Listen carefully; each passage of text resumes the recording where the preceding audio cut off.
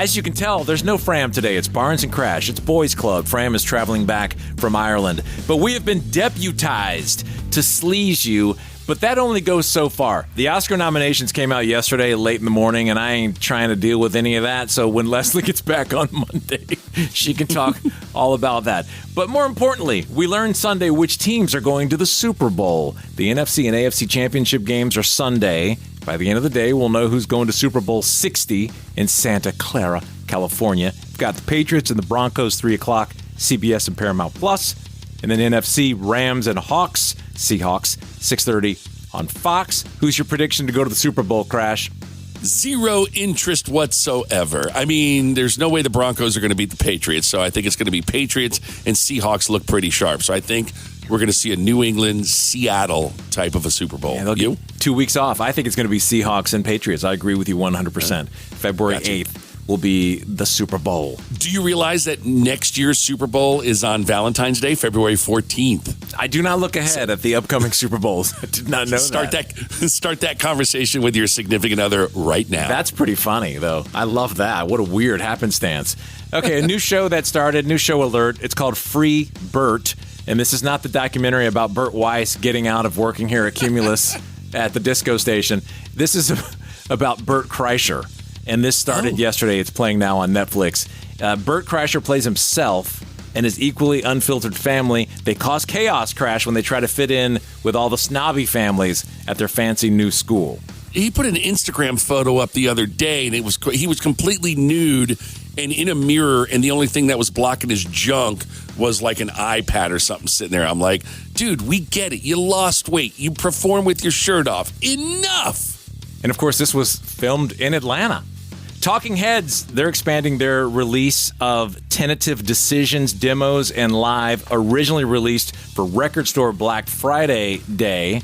And the new release will drop March 6th. It's got 3 CDs, 15 unreleased demos from their early days. One of them was the demo for Love Goes to a Building Fire. Here's a little bit of that they released. Well, they released this early to promote it. When my love stands next to your love, I can't compare love. I've got 2 loves. Still regretting that I didn't see David Byrne. A couple Jennifer Lawrence notes. You like her? Are you a fan?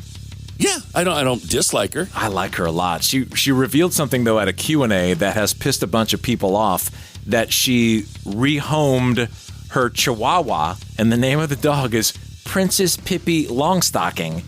And it's what she said that got people all pissed. After I had a kid, dogs became so scary, you know? Like if my son's like going up to it, you know, and I'm like, it's almost like I don't recognize dogs right now. Like I just see them as a threat. And one of them bit my son, and that made me just want to obliterate every dog. I'm just like, I'm going to take out you and your friends. I'm going to go to China and take care of your friends over there. Anybody that looks like he's... She said they look like they're a threat. That dogs are a threat, and that, you know, they got the whole world aggravated. Yeah, it's not like a dingo ate my baby. I think you're going to be fine, Jennifer. Didn't your brother's Chihuahua bite you? Yeah, when I was down in Miami for the national championship, I walked in. He's got 4 of them, and I guess number 2 just jumped up on me and bit me through my golf slacks. 4 Chihuahuas. 4 Chihuahuas, and I mean, they are loud, they scream, they are undisciplined. Yeah, that's why I don't stay with my brother. And then Jennifer also laid out, Jennifer Lawrence, her nicknames. Who knew? Do you have a nickname? Floffin, Nitro, Boobs. Boobs Lawrence, the full government name. Boobs Lawrence.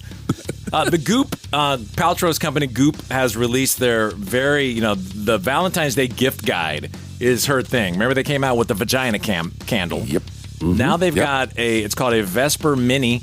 It is a necklace that doubles as your vibe. And so they say do not put it inside your body. It's just made for the outside. It's 2.75 inches long. Wait a minute. You talk about people are going to be wearing a little bullet on their... That's right. On their, Yeah, it's a necklace. Jesus God. There's also one that's on her thing called the Hug, and this is for both. It's a his and hers. So it's $165, and you put it somewhere, and then both of you enjoy it. And then if you're one of those dudes with lots of money, you can spend $10,000, ship it over to Goop, and they will send someone to your woman and design her own line of lingerie. I mean, You got the bucks. That one might be impressive.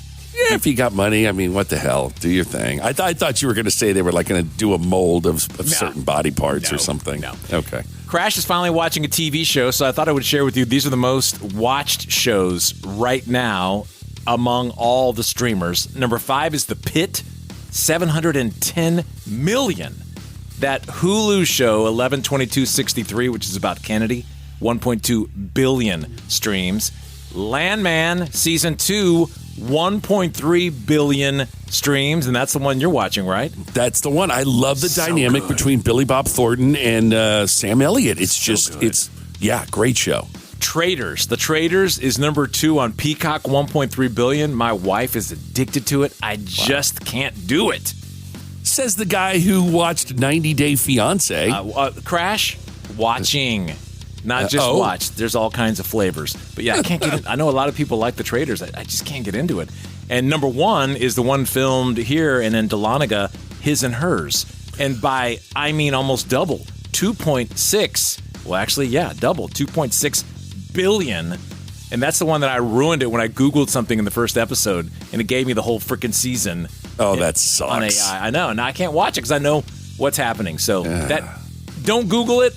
Watch it. It is actually pretty good. Sugar, the band that, big 99X band, they announced a couple of shows that sold out for May. 2 of them sold out quickly. So Sugar, they have plotted an entire tour to celebrate their big return, Europe and North America, October 23rd at the Eastern. Oh, Queen loves that venue. Yep. And October 24th at the Georgia Theater. They also dropped a new song. Here's a little bit of the new Sugar.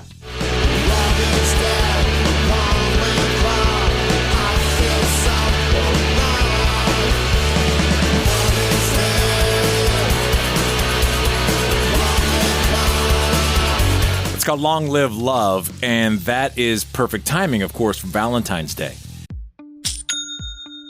Nobody does selling better than Shopify. Shopify is the home of the #1 checkout on the planet. And the not-so-secret secret, with Shop Pay that boosts conversions up to 50%, meaning way less carts go abandoned and way more sales going through. So if you're into growing your business, your commerce platform better be ready to sell wherever your customers are scrolling or strolling. On the web, in your store, in their feed, and everywhere in between.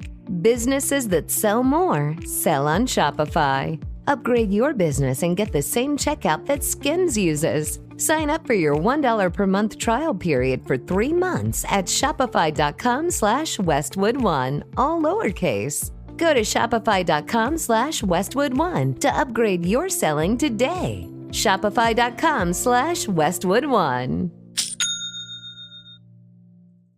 American Skyjacker tells the story of D.B. Cooper copycat Martin McNally, who hijacked a plane and jumped out with $500,000. But that's just the start of this epic true crime saga. Now, American Skyjacker is an action-packed documentary available on all major platforms. Go to AmericanSkyjacker.com to subscribe to the podcast and watch the film. And look out for a new bonus episode of the podcast coming soon. American Skyjacker. Follow and listen on your favorite platform. Tori Amos, she announced a new album, In Times of Dragons, and she's not very complicated. All of the themes of her albums, very simple. This one is a metaphorical story about the fight for democracy over tyranny, reflecting the current abhorrent, non-accidental burning down of democracy in real time by a dictator believing lizard demons in their usurpation of America.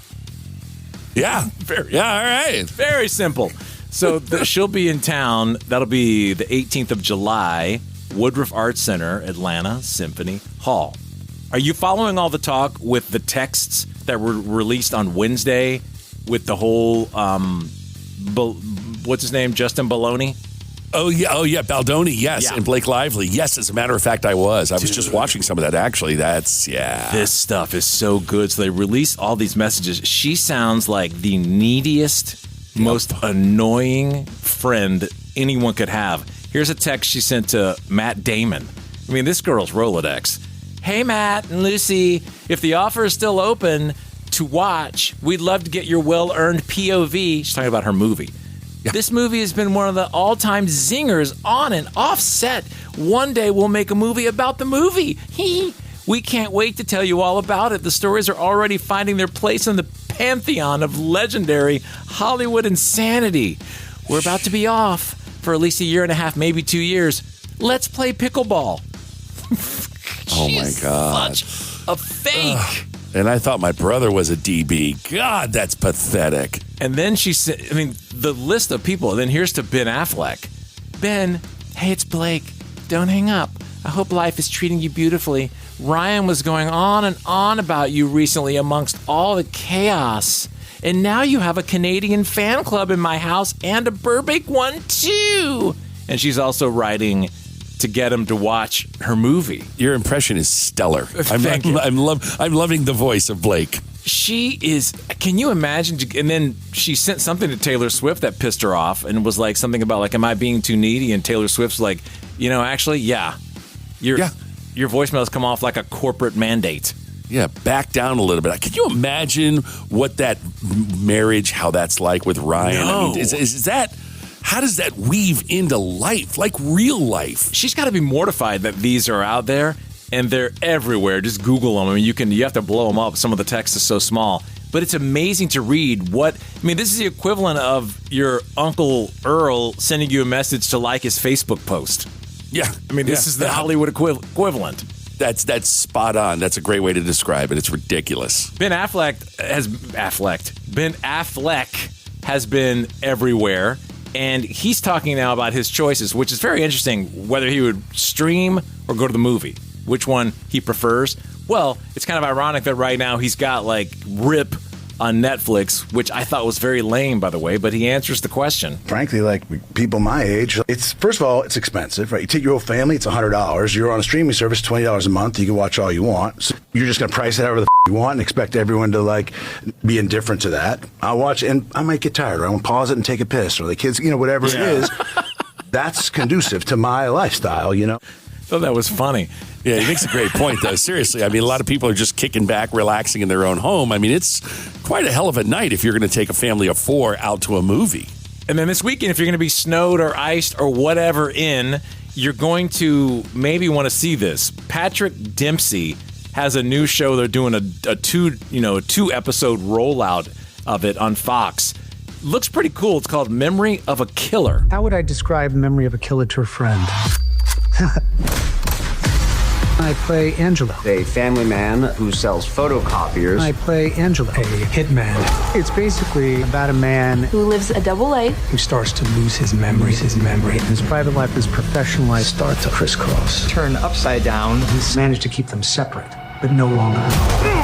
No one could know.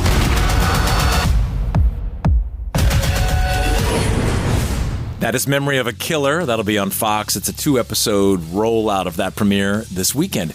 And that, Crash, you know what it is? What's that? That's your celebrity sleaze. The United States Soccer Federation presents the U.S. Soccer Podcast. My name is David Goss, and I'm joined by my co-host Megan Klinenberg. Everything up until this point has been an outside look at the World Cup, and now we're giving people an inside look. It is just total pressure cooker. Watching flags come out of little plastic balls is like the epitome of everything that I love. And the World Cup is everything. It's why I became a soccer fan. The U.S. Soccer Podcast. Follow and listen on your favorite platform.